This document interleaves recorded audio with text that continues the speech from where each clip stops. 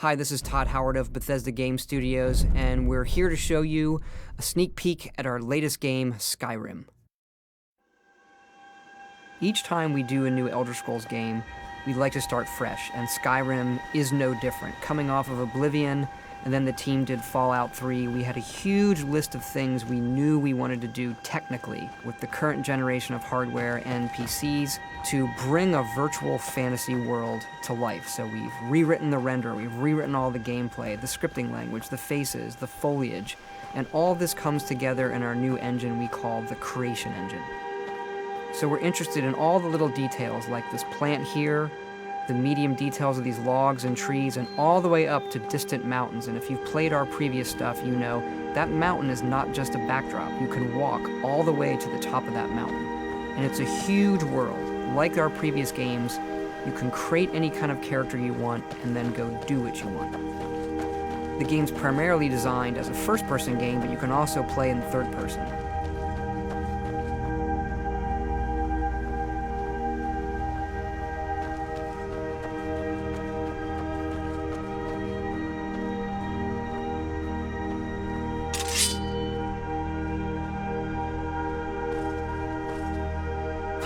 Our big motto for Skyrim is, you are who you play.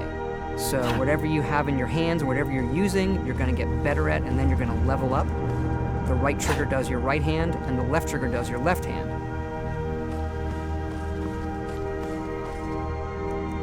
And you could put either a weapon or a spell.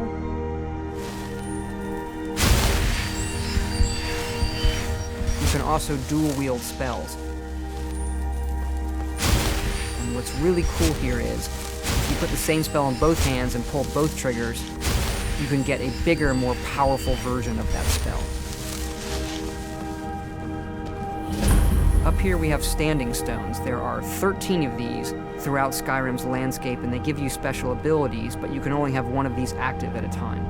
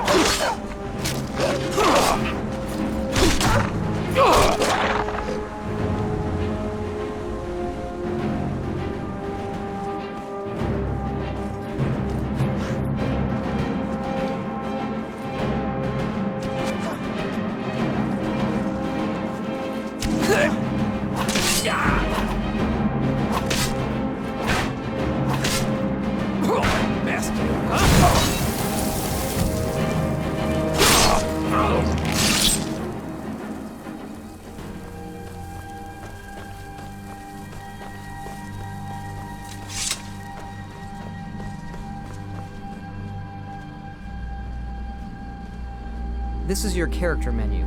Here you can see all your items, not just what they do stat-wise, but also what they look like. Each of the thousands of objects you can find can be zoomed in, rotated, and looked at in high detail.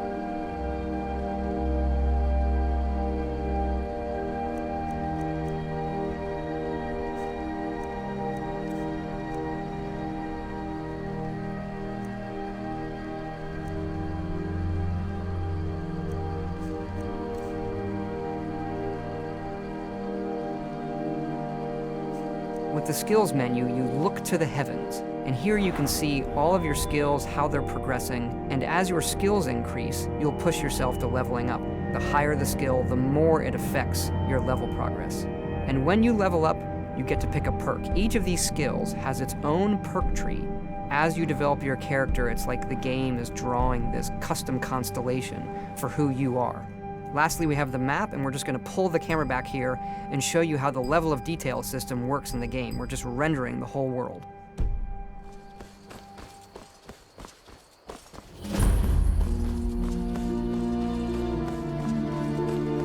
dragon! I saw a dragon! What? What is it now, Mother?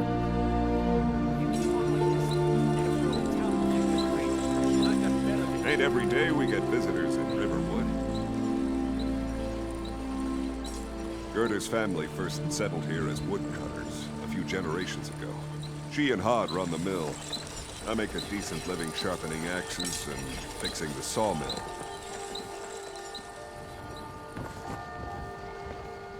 Here for work? Get an axe. Bring me all the wood you can chop.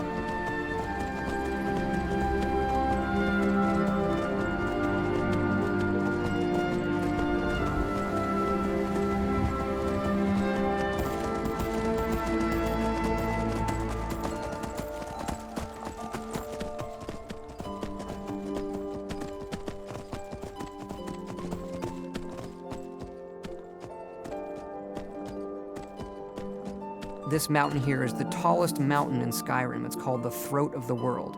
It is home to the Greybeards, who are masters of the voice. The voice is the ability to use the language of dragons and form these magical shouts. And this is a power that you will learn throughout Skyrim's main quest.